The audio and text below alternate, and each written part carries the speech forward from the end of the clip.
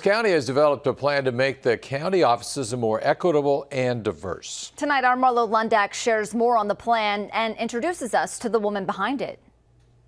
Our first goal is to have hiring practices and processes that are designed to eliminate bias. About a year ago, Douglas County hired Marissa Hatab to help answer a question. How can we really operationalize diversity, equity, and inclusion into how we do business and how we run our government? After months of meeting with the 22 Douglas County departments, hundreds of employees, and county commissioners, Hatab has developed a diversity, equity, and inclusion action plan, first identifying 4 main pillars. So the first one is workforce development. The second is workplace inclusivity. The third is equitable policies and procedures. And then the fourth is strengthen community relations.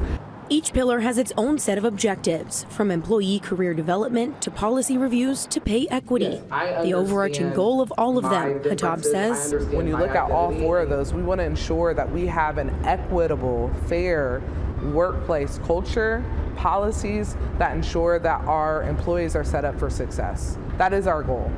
The goals were in part developed thanks to a survey that nearly half of Douglas County employees took last year. That survey also helped create the new DEI officer position.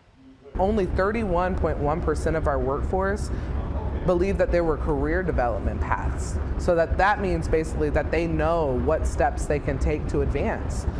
Results also showed that less than half of employees believe incidents of discrimination and bias will result in appropriate action.